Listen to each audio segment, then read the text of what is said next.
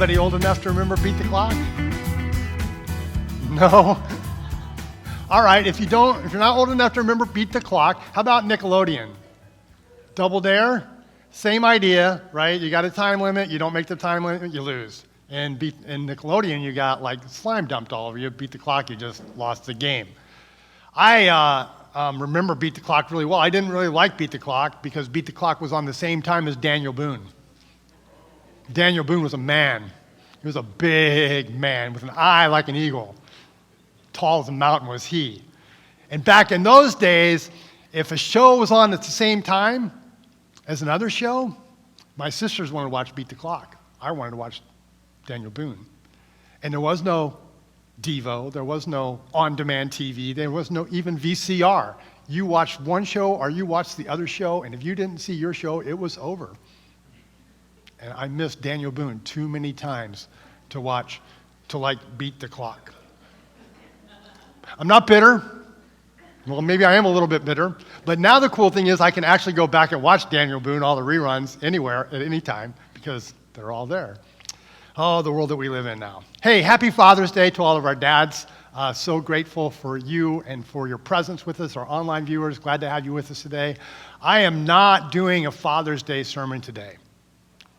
Sorry, it's not because I don't love you. It's not because I don't care about you. It's not because I don't think your role in the world is really important, or I don't have some great words of inspiration for you. I just didn't write. That's not a good excuse, is it?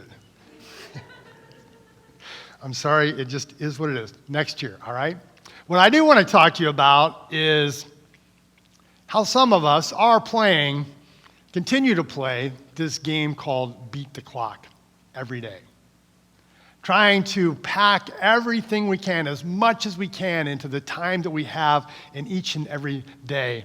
As the psalmist says, that in vain we rise early, stay up late, eating the bread of anxious toil.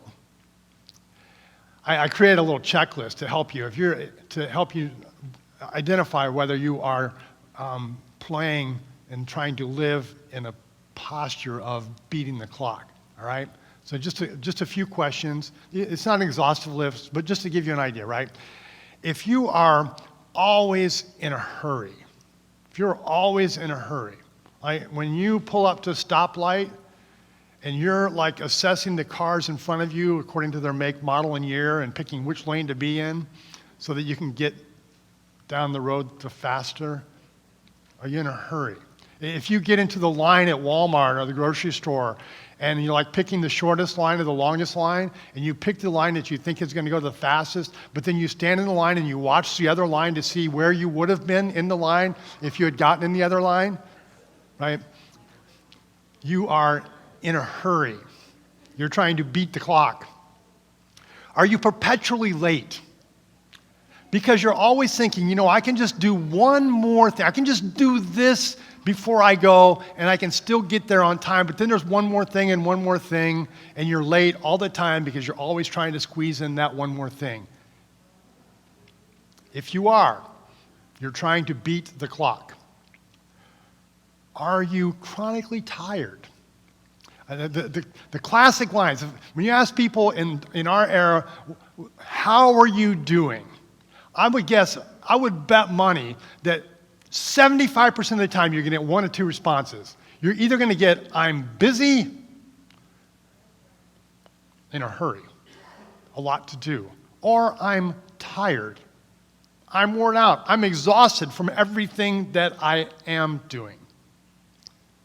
Trying to beat the clock. Here's my favorite. If you have injuries in your 50s and 60s and 70s from trying to do things that you did in your teens and 20s and 30s, you're trying to continue to live now like you used to live then, but your body's not built the same way to sustain that kind of effort. And so you're chronically injured because you're trying to beat the clock. I didn't actually even put this one in the notes because I didn't want to be accused of being, well, anyway, you'll see. Right? We spend, as Americans, $80,000 on the last year of life. We're trying to extend our days as far as we can. Now, there are lots of reasons we do that, not the least of which is like we didn't really know it was the last year, right? When we're spending the $80,000 in hopes that it won't be the last year. But we do have this overwhelming, and it's not even wrong, desire for life. We were made for life and we want to sustain it as long as we can, but we all know that the clock does run out on our lives. We want to beat the clock. Creation was designed with certain parameters, right? There's a way that it was made to work. Every day, the earth spins on its axis as it makes its orbit around the sun. And during that rotation that it makes every day, there are things that we have to do, that simply have to be done to sustain life. Life can't happen without these things. We have to, for example, we have to drink water. Right? And if you're in a part of the world where you don't have water on tap, you may spend 5, 6, 8, 10 hours walking to get water. That is the portion of your day that you allocate to that because we have to have water. If you have water on tap, you got to go to work because you have to pay for the water anyway that you have on tap. It requires us to do some things. We have to eat every day. We need food to sustain our lives. You have to grow your own food. You have to go to the store. You have to earn money to buy food. You have to make the food. It requires time for us to do that because we simply have to eat. Some of us are in denial about this, but we actually have to sleep. Our bodies are made in such a way that they must rest every day. 8 hours, give or take. But we can't do without it. Our bodies will demand it.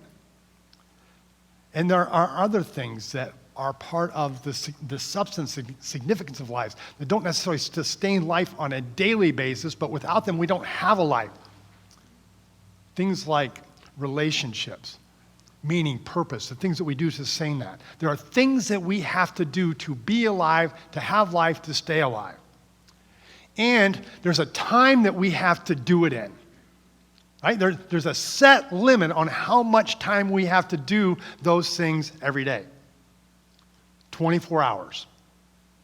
Each hour made up of 60 minutes, each minute made up of 60 seconds. All the things that we have to do in a day have to be packed into, have to happen in that period of time. Every 365 and 1/4 days, the Earth completes its orbit around the sun. That orbit results in seasons. I talked about this last week, right? Seasons are different. Summer has longer days. Winter has shorter days. We have to do stuff in the daylight. That gives us more time to do it in the summer, less time to do it in the wintertime. If you live in a place where they have snow, that impinges upon your time. Like you got to get the snow out of the driveway so you can get your car out of the driveway so you can go to work and do all the things that you do there. The seasons require different things of us at different times. Since death entered the world in the Garden of Eden after sin entered the world, there has been a life cycle, and that becomes part of our time equation. Right? We only get so many years, and life is different at each stage of that life cycle. Like when you're first born, right? Life happens pretty much where you're immobile. Someone else has to feed you, sleep you. Your life is impinging upon their time and making demands of them. And as you get older, then you start to crawl and you move a little bit faster and get a little older and you're a toddler and you start moving really fast and people have to start chasing you around and making sure you don't get run over by cars and stuff like that. And then you become a teenager and you start driving and then you're going too fast and that causes problems too. And then we get to a point in life where we kind of tip the scale and then we start going slower and slower and slower again and things take longer and longer and longer for us to do. All of that, right, is built into the rhythm of the world. It affects time and how we use it. The 24 hours, the 60 minutes, the 60 seconds that we have every day. Now, a lot has changed over time in regards to how we use our time. You know, back in the old days, back when the world was basically everyone were nomads, and you moved from season to place because life could not be sustained in this place, but food wouldn't grow in this place, and so you would take your sheep or your flocks or your cattle or whatever to another place to feed them through the wintertime or during the summer, and you moved around to sustain life. Then we moved from an agrarian, or from a nomadic culture to an agrarian culture, and then we have a settled life. And that required different things of us. Now we're doing certain things in the wintertime and planting and harvesting in the summertime. And so that had a dramatic effect on how we allocated our time on any given day. We went from the agrarian culture to an industrial revolution. And then we started going to work in factories, and initially 10, 12, 14-hour days, and then unions came in and we got it down to 8 or 10 hours a day and 40 hours a week. And that affected the way that we use time and the time that we had every day. Then we moved from the Industrial Revolution into the information revolution, technology, computers. It was actually supposed to be like this big boon now that we're going to have so much more time now because we won't have to do all these other things that we have to do. Like, I don't have to go to the library anymore to do any research. It's all right there. I don't have to dig through 78 volumes of encyclopedias. Everything's at our fingertips. It's going to make life so much better because we have so much more free time. But we actually didn't take the free time for free time. What we did was figure out how to pack more things into the time and the space that we created, and life goes faster and faster and faster. We're moving now from the information age into, they haven't even named it yet or settled on a name. Some people call it the digital age or the Internet of Things. And things continue to move faster and faster, become more and more complex. But despite all the changes that have taken place from the nomadic to the agrarian, to the industrial revolution, to the information age, to the age that we live in now, despite all the changes that have taken place and the ways that that affects our daily lives, the core basic needs haven't changed. We still have to have water and food and sleep every day. And we have to do whatever it is we have to do to secure those things for ourselves to sustain life every day. We can cheat the clock. And we do. Many of us try very hard to cheat the clock. When I was younger, many a times I pulled all-nighters in college, pushing off sleep to get this project or this paper done. Too many times I would want to get from where I was to where I wanted to be. Like where I was at work, and where I wanted to be was with my new girlfriend, Debbie Brown, right?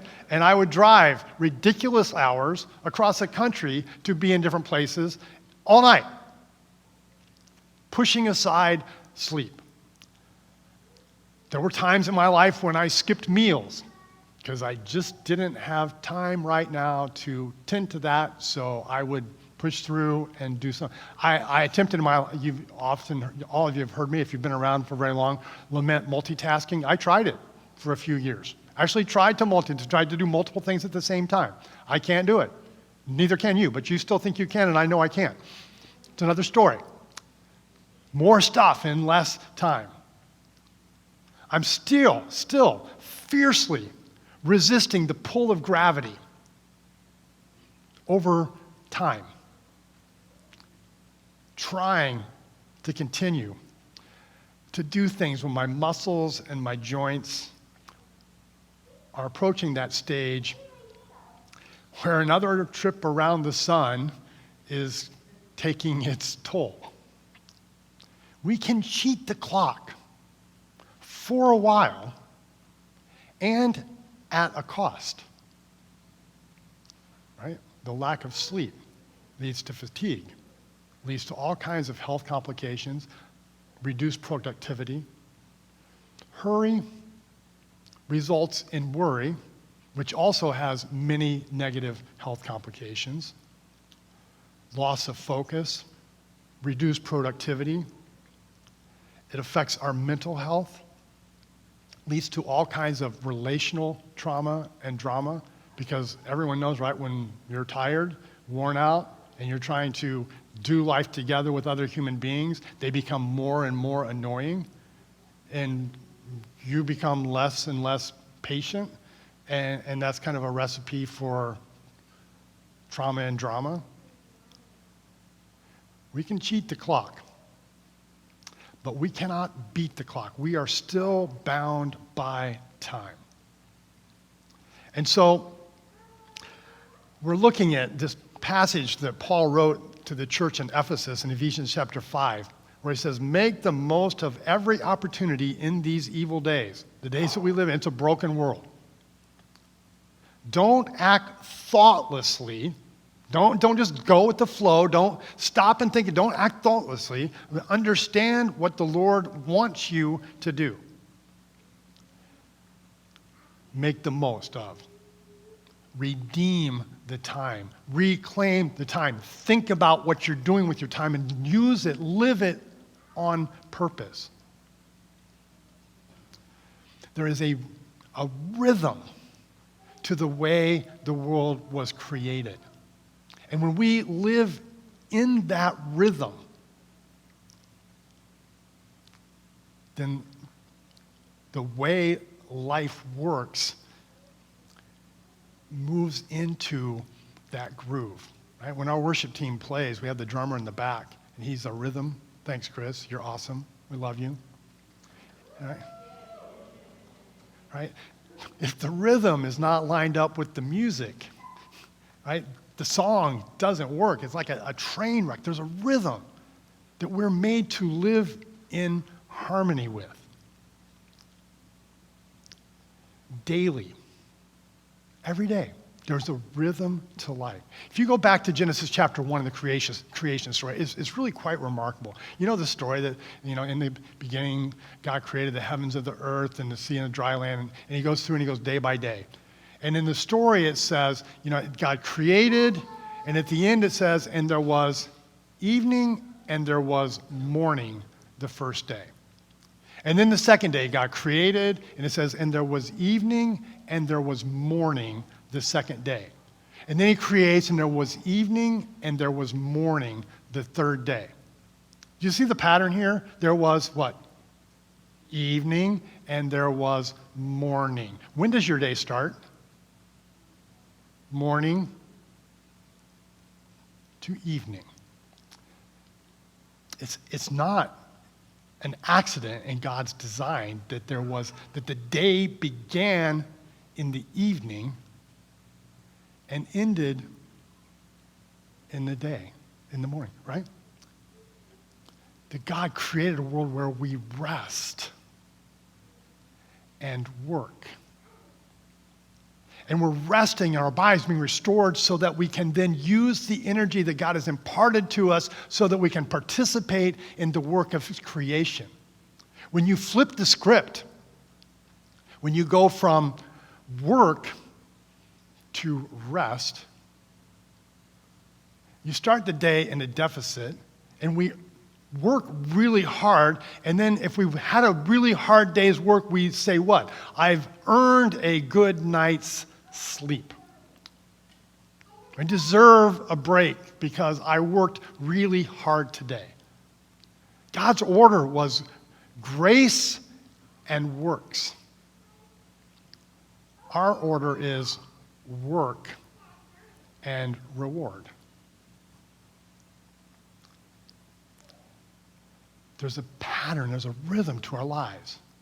There was evening and there was morning. There was also a pattern to the week. God made the world in 6 days, and on the seventh day, he rested. After God brought the Israelites out of bondage in Egypt, he took them out into the wilderness and he gave them the 10 Commandments. The first 3 commandments that he gave were about how we relate to God. You shall have no other gods before me. You shall not make for yourself any idols. And, drawing a blank here. And do not take the Lord's name in vain. How we relate to God, how we connect with him, 1 through 3. And then you go to 5 through 10. And 5 through 10 are about how we relate to other people in the world. Honor your father and your mother. Hey, it's Father's Day. Honor your dad today. Don't cheat, don't kill, don't lie, don't steal. How we relate to other people. But then between 1 and 3 and 5 and 10, there's this commandment 4. It reads like this: 6 days you shall labor and do all your work. But the 7th day is a Sabbath to the Lord your God. On it you shall not do any work, neither you nor your son or daughter, nor your male or female servant, nor your animals or any foreigner residing in your towns. For in 6 days the Lord made the heavens and the earth. Here's the pattern. And on the 7th day, he rested. Therefore the Lord blessed the Sabbath day and made it holy. Israel had been in bondage in Egypt for 400 years. God takes them out of bondage, leads them out into the wilderness, leads them to the mountain, gives them the 10 Commandments, and he says, honor me, honor one another, and do this. Take a day off. To someone who's been a slave for 400 years and worked 7 days a week, like, hey guys, you get a day off now. That had to be good news, don't you think? Take a break, take a day off. Jesus said, this 4th commandment, the one between how we relate to God and how we relate to other people, he says, this one's for you. God made this especially. God did not make the Sabbath man for the Sabbath. He didn't make us to serve him. God made the Sabbath for man. God made the Sabbath for us. For our health, for our wholeness, for our healing, for our restoration, for our renewal. God wove this rest into the fabric of creation in our humanity. That's true. Kathy was the founder of Chick-fil-A, 1946. From the time he opened his restaurant, he never opened on Sundays. He had seen people who worked 7 days in their restaurants, and he didn't want that for his employees. He was also a devoted follower of Jesus, and he was practicing, not the Sabbath now, because from the time of the resurrection, the church has embraced the first day of the week as our day of rest. But as a practice of being faithful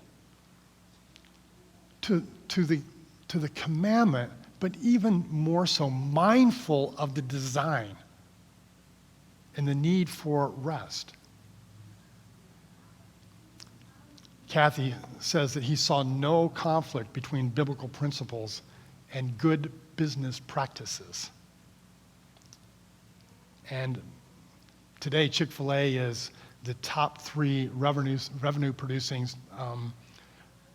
fast food restaurant in the country, and according to USA Today, the number 1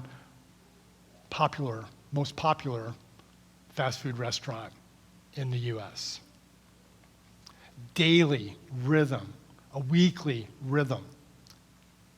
Annually, the Israelites had these festivals that God had implemented into their life every year. The festivals were some of them celebrations and commemorations of the ways that God had moved in the life of his people in their history, remembering the Exodus, God bringing them out of bondage in Egypt. Some of them connected to their religious and faith practices and the Day of Atonement and the covering of sin, forgiveness. Some of them were connected to the seasons and harvest, planting and harvesting the God's abundance for them. But those festivals gave rhythm to their year every year. They were holy days, days set apart in their calendar for them to come together as a community, to worship, to rest. The Feast of Tabernacles was actually even a camping trip. Every year they went out and they built tents to remind them of when they were out in the wilderness and had to live in tents. Holy days. We call them holidays now. You know, people get all bent out of shape about when we take Christ out of Christmas and, you know, happy holidays. But anybody who ever says to you happy holidays is actually saying happy holy days. That's what it means. It's okay. Thank you. Happy holy day to you too. Seasons, rhythm, pattern to our years. Research supports the value of vacation, of taking time off. It improves productivity, focus, reduces stress, decreases burnout. It makes us better human beings. It makes us more productive workers. It makes us more relatable people to have rest and restoration in our calendars and our schedules. Lin-Manuel Miranda is the prolific creator of musicals and drama music and all kinds of stuff. He was the genius behind Hamilton. And he said this about producing, or the idea of Hamilton. He said, Hamilton was the best idea I ever had.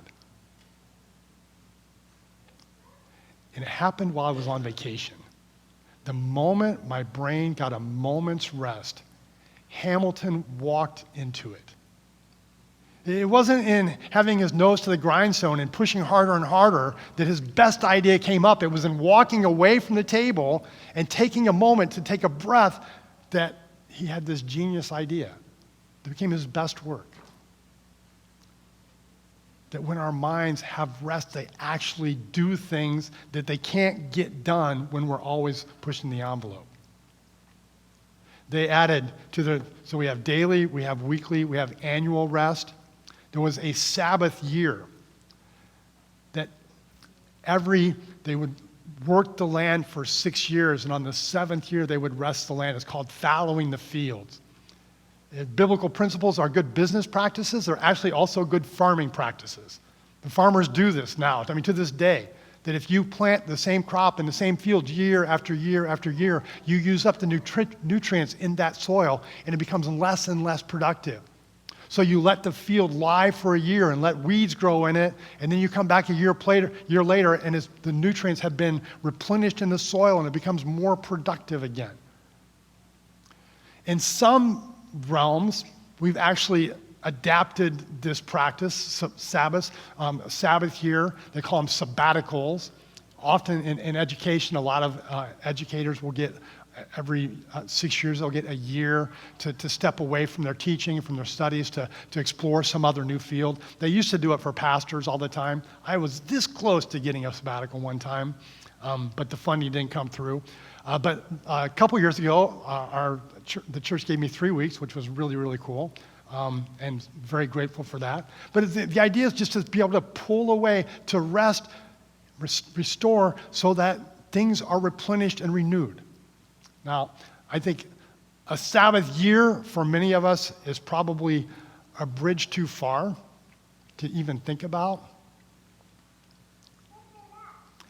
But we're talking about redeeming the time and about redeeming our summer. So I would like to challenge you just to think about your day, your week, your month, and at least your year. If you want to do a Sabbath here, more power to you. But at least, your day, your week, your month, and your year. And ask yourself, what can I do to redeem something of my day in a way that is in the rhythm of God's design? What can I do to take back something of my week to bring it closer to Sabbath, rest, renewal? What can I do? If summer is the best time for you to get a vacation, now is the time to seize the day and take a vacation. If it's not, then when is? Fall? Winter? When can you get away? When can you pull away? When can you take that time for renewal?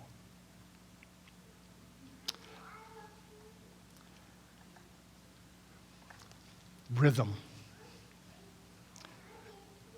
The second word, I'm going to make this very brief, is margin.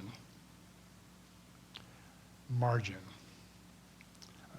Jesus, in his life, was a man on a mission. Right? He had a very clear purpose that he came to the world for.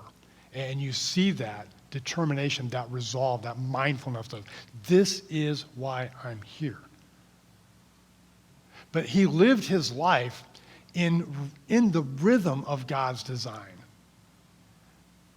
He was mindful of the fact that he got tired and hungry and he had to sleep and rest. He was mindful of his communion, his fellowship, his relationship with God, his relationships with other people. And what you see in his life, even though he had a very clear purpose, was that he moved at a very intentional pace. I know it's a different world than we live in now. He didn't have to worry about a mortgage, raising kids, getting them to soccer practice and baseball practice and piano practice and school and all of those things that we have to do. But he did have some other things that he did have to do, like he fed 5,000 people one time. That seems like a lot of work. He managed this mobile hospital. He's moving from town to town and village to village and healing people all along the way. Like, there was a lot of demands placed upon him. And what you see in so much of Jesus' life and in his ministry is so much of it happened in the margins. It happened when he was walking down the road and they would come across a tree and Jesus would impart a lesson, or through a field, or they're walking down the road and someone would interrupt them. And in the context of the interruption, Jesus would heal somebody. And then he has a conversation with his disciples and he's imparting knowledge and wisdom. It happened. His life was lived and his ministry was done in the margins. And we have so little margin in so many of our lives that when something happens on the side, we can't even stop for a moment to look at it because we're pushing through. We've got someplace else. We've got something else to do. How can we create space? How can we create margin in our lives? Just a little bit more than what we're doing so that we have time to be present with the people we're with and to the people that we meet on the road. How can we slow our roll to redeem our time, to make it more healthy for us, better for the people that we do life with and for, and better for the kingdom of God? Redeem the time. The days are evil. They'll take everything you've got. They'll take every second you have. They'll suck it out of you. It's our time that God has imparted to us. We are stewards of it. Do we go with the flow? Or do we stop for a second and say, not today. I can do something. Maybe I can't do it, but I can do something. What will you do with your time? Lord, I pray for wisdom and discernment, for guidance and helping us see and understand and know the pulls that are dragging us down in 1,000 different directions away from the design and your purpose for our lives. And give us courage and faith and wisdom and discernment and just identifying some things that we can do to be stewards, to resist the pull, to stake a claim, to redeem our time for our good, for your glory, for your kingdom. I pray in Jesus' name. Amen.